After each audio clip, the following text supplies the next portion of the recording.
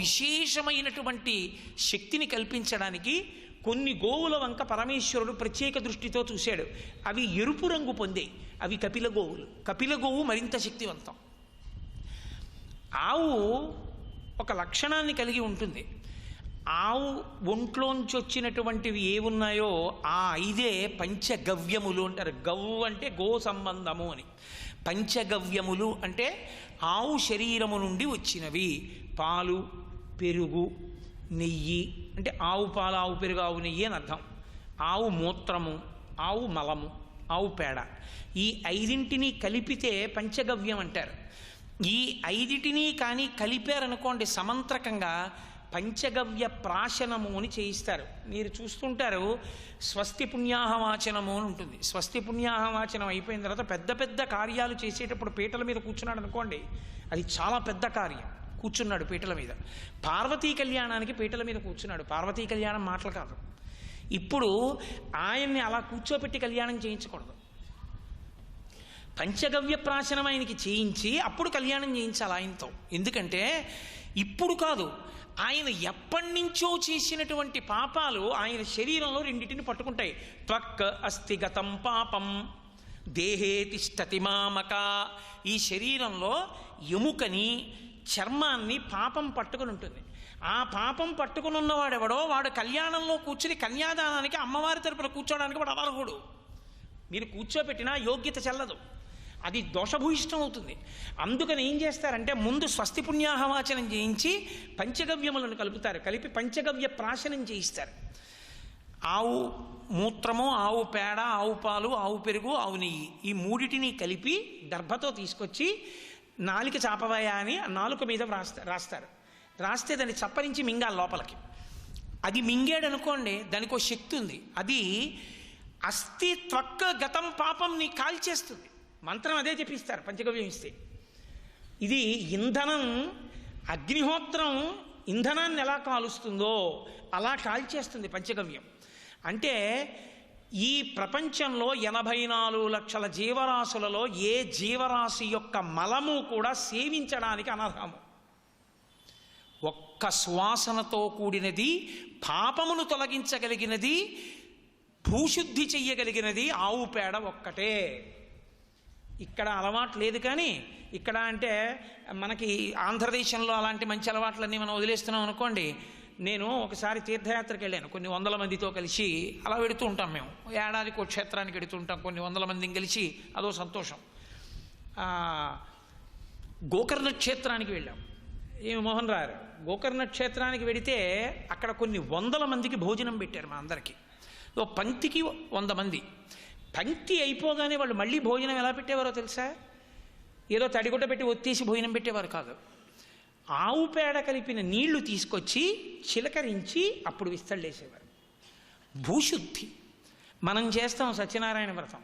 సత్యనారాయణ వ్రతం చేశామంటే అదంతా సర్దుకోవలసిన దరిద్రం ఎవరిదంటే ఇంటి పురోహితుడిది. ఆయన అన్నీ సర్దుకుంటాడు.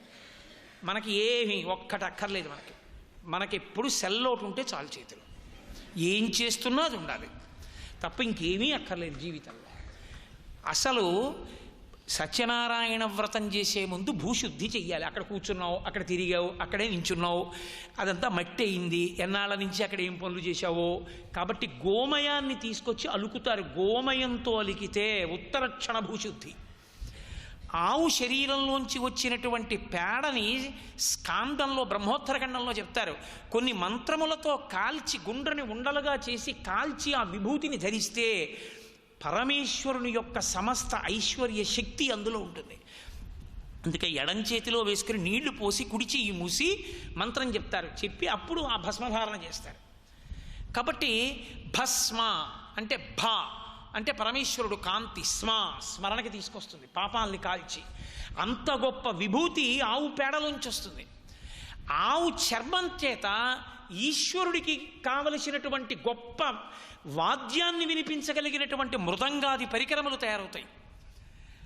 ఆవు శరీరంలో ఒక ఆవు బతికున్న కాలం అంతట్లోనూ కలిపి ఓ 2-3 నల్లపూసలు కలిపి దాస్తే ఎంత అవుతుందో అంత గోరోచనాన్ని తయారు చేస్తుంది.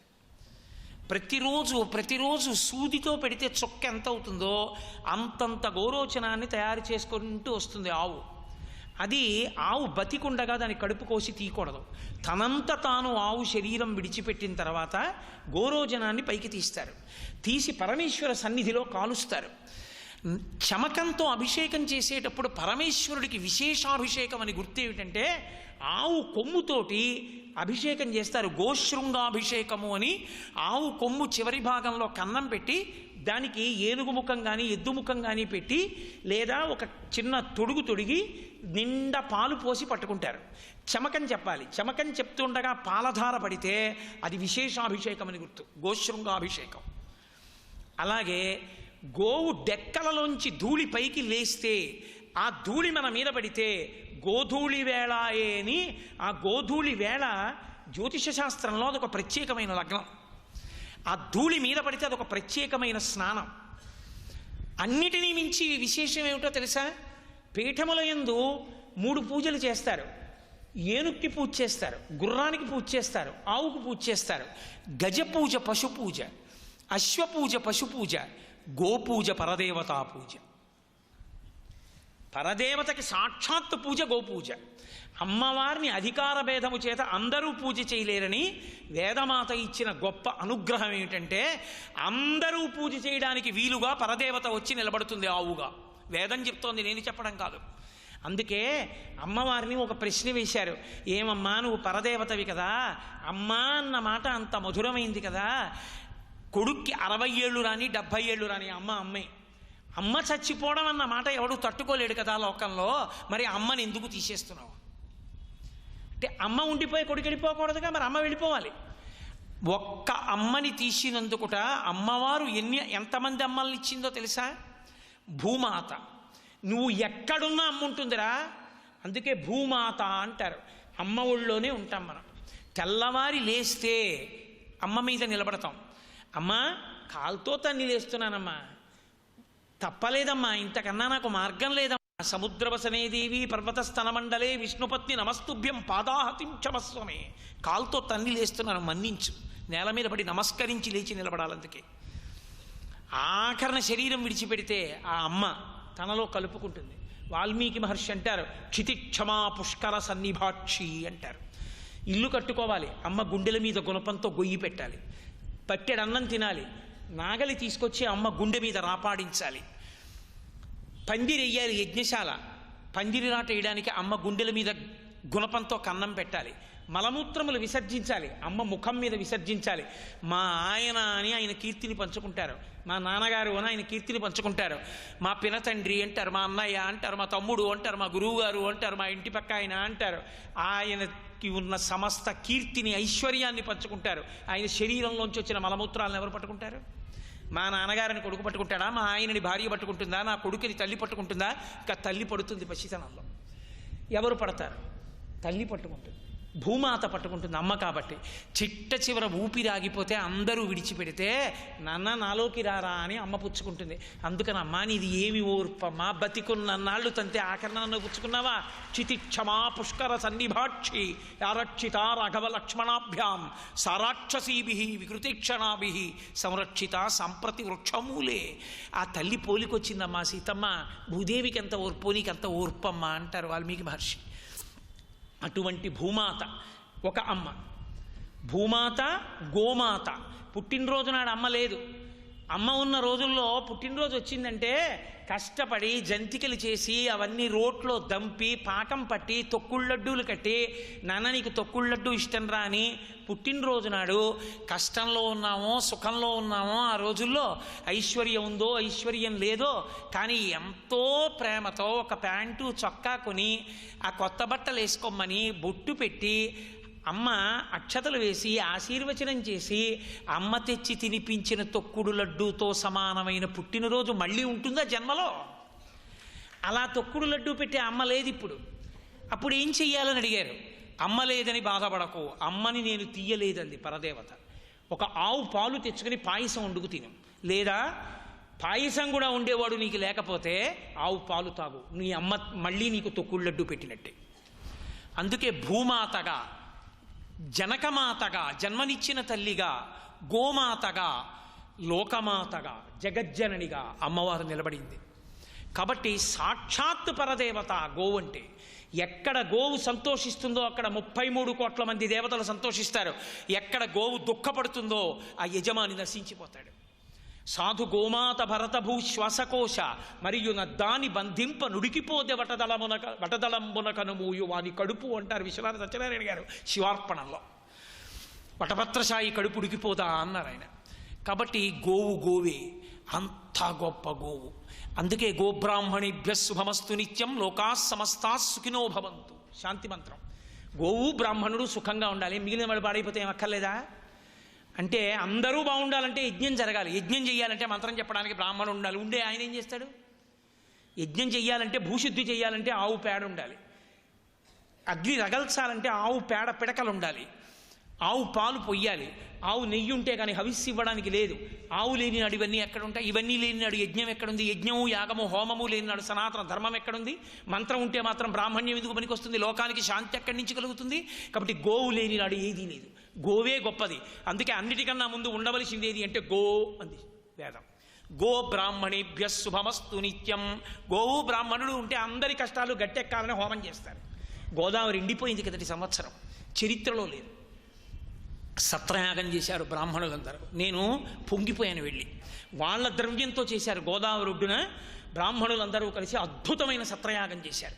ఎంత కష్టపడి వాళ్ళు కష్టపడి సంపాదించుకున్న ద్రవ్యాన్నంతటినీ కూడదీసి సత్రయాగం చేసి ఎప్పుడూ గోదావరి ఎండకుండుగాక, గోదావరి పుష్కలముగా ప్రవహించుగాక అని సంకల్పం చేసి చేశారు పశ్చిమ గోదావరి ఒడ్డున.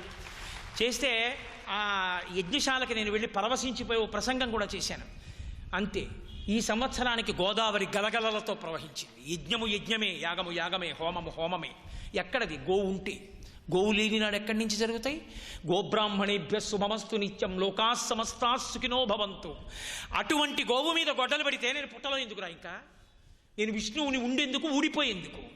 గోవు రక్షింపబడాలి. దానికోసం నా తలడ్డు పెడతాను. మీరు కూడా గోవు కొరకు బతకండి. గోవుని రక్షించండి. గోవుని కొట్టకండి. గోవుకు పువ్వు పెట్టండి. గోపృష్ఠమునందు పసుపు రాయండి, బొట్టు పెట్టండి. గోపృష్ఠము సాక్షాత్ లక్ష్మీ స్థానము. 5 స్థానములలో గోపృష్ఠమునందు మహాలక్ష్మి ఉంటుంది.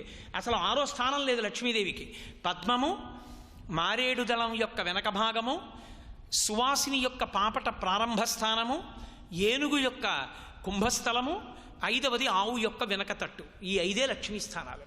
లక్ష్మీదేవి స్థిర నివాసంగా ఉంటుంది ఆవు వెనక తట్టుకు పూజ. అందుకే అటువంటి మహాలక్ష్మీ స్థానం. అటువంటి ఆవుని అగౌరవపరచకండి. దాని మీద గొడ్డలి పడ్డానికి వీల్లేదు. వెంకటేశ్వరుడు పైకొచ్చి తలడ్డు పెట్టాడు.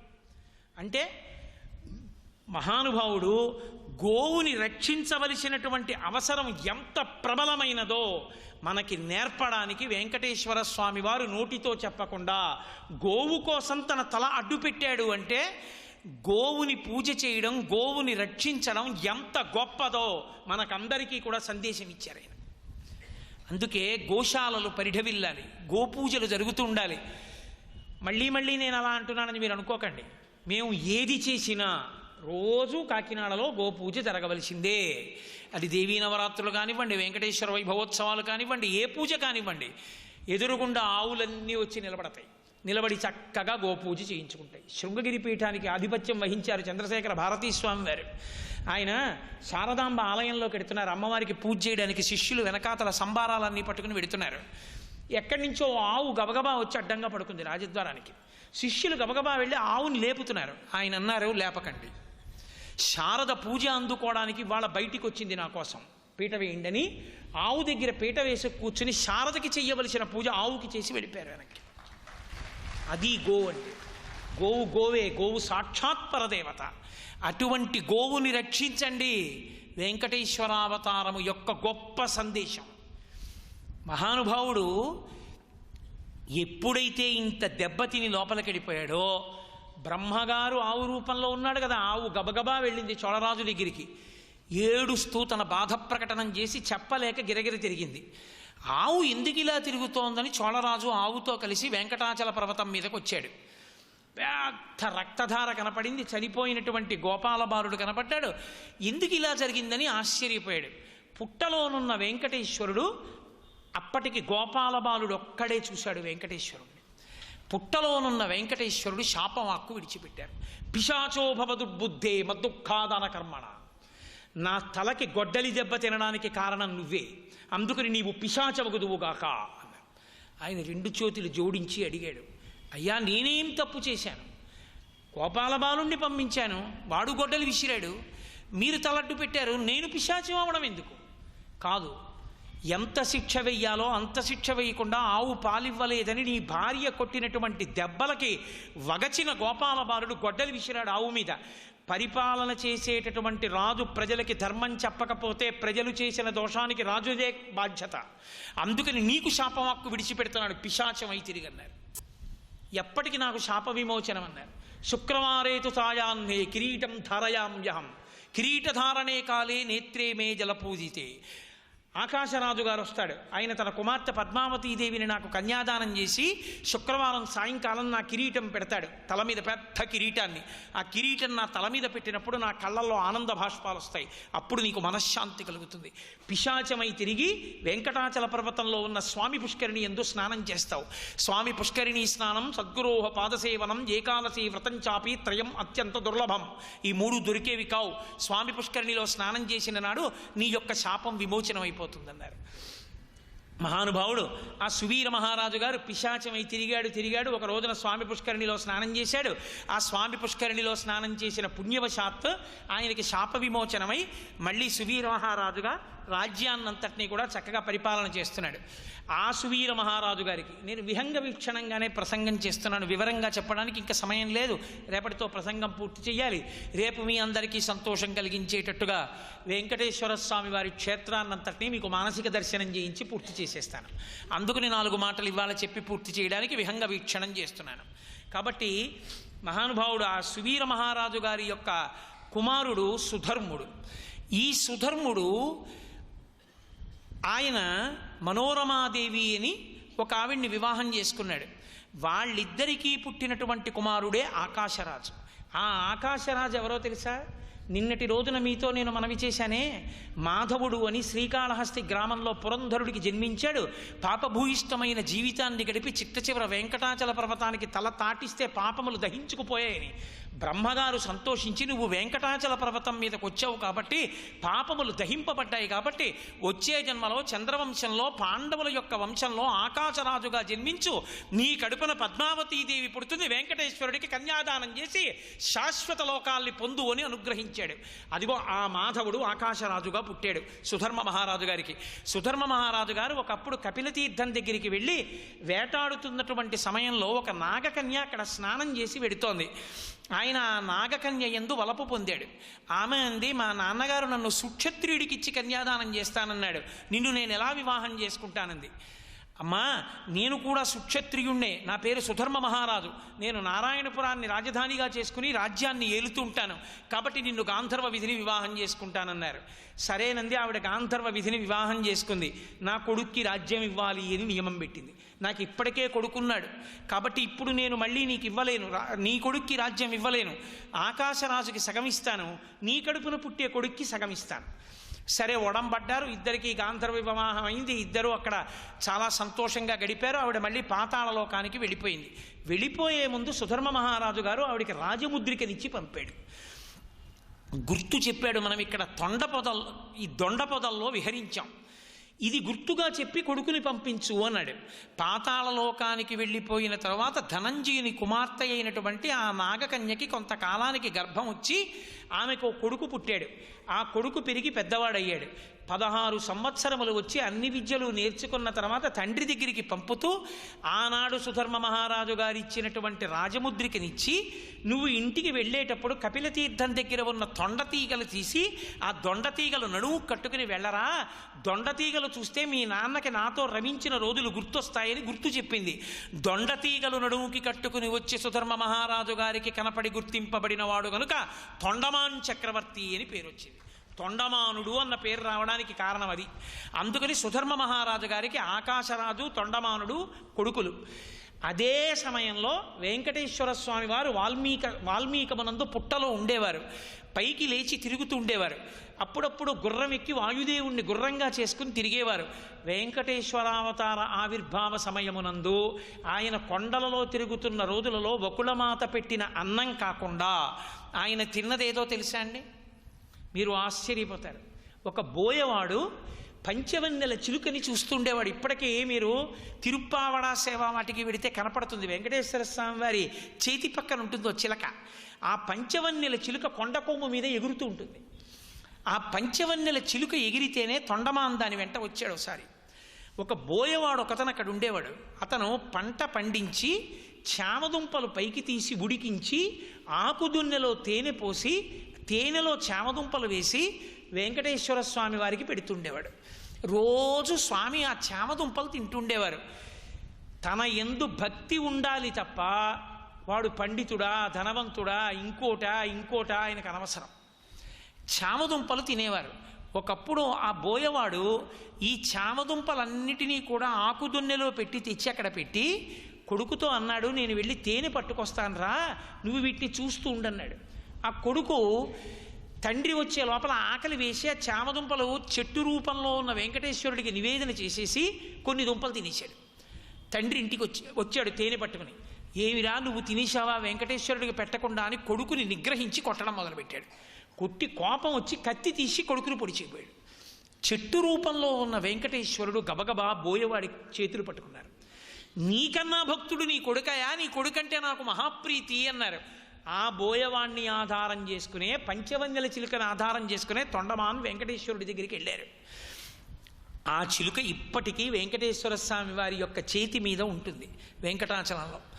మహానుభావుడు ఆ పుట్టలో ఉన్న రోజుల్లోనే వెడుతుంటే ఆదివరాహస్వామి వారి యొక్క పరిచారకులు చూసి, ఎవరొస్తున్నారు, ఇక్కడ ఆదివరాహస్వామి వారు ఉన్నారు, పక్కకి తప్పుకోండి అన్నారు. అంటే వెంకటేశ్వరుడు పక్కకి తప్పుకున్నారు. 33 కోట్ల మంది దేవతలు ఆకాశంలో నిలబడ్డారు. ఒక ప్రమిదలో 2 దీపాలు వెలిగినట్టు విష్ణు అంశాలు 2 కలుసుకున్నాయి. ఆదివరాహస్వామి, వెంకటేశ్వర స్వామి ఒకే విష్ణువు 2 రూపాలతో కలుసుకున్నారు. శ్రీరామాయణం బాలకాండలో పరశురాముడు రాముడు కలుసుకున్నట్టు అని వాళ్ళందరూ నిలబడి చూస్తున్నారు. అప్పుడు అడిగారు వెంకటేశ్వర స్వామి వారు, అయ్యా నేను ఈ కొండకొచ్చాను, లక్ష్మీదేవి కరవీరపురం వెళ్ళిపోయింది, కలియుగంలో జనుల్ని ఉద్ధరించడం కోసం వచ్చాను, నాకు కొద్దిగా స్థలం ఇప్పిస్తారా అని అడిగారు. అడిగితే ఆదివరాహస్వామి అన్నారు, ఇది కలియుగం, ఇక్కడ లక్షణం ఉంది, ఎవడు ముందొచ్చి కూర్చున్నాడో వాడిదే స్థలం. భూ ఆక్రమణ అన్నదానికి మొట్టమొదలు అక్కడ ఉందిలో ఉంది. కాబట్టి నేను ముందొచ్చాను ఈ కొండ మీదకి, అందుకని ఇది వరాహక్షేత్రం నాది. స్థలం మౌల్యేన గృహ్యతాం. కలియుగంలో లక్షణం ఏమిటో తెలుసా? భూమి కావాలంటే డబ్బిచ్చి కొనుక్కోవాలి, ఎందుకంటే డబ్బులు ఇవ్వండి భూమి ఇస్తానన్నారు. ఎన్ని గజాలు కావాలో చెప్పండి, గజం ఎంతో చెప్తాను, ఆ డబ్బిచ్చి స్థలం తీసుకోండి అన్నారు. ఎవరు? ఒకే విష్ణు స్వరూపాలు. ఆయన అన్నారు వెంకటేశ్వరుడు, లక్ష్మి కరవీరపురంలో ఉంది, మన దగ్గర ఏం లేదు. కాబట్టి ఇప్పుడు నేను ఎక్కడి నుంచి పుచ్చుకుంటాను? సర్వం శ్రీ ఉమామహేశ్వర పరబ్రహ్మార్పణమస్తు. స్వస్తి.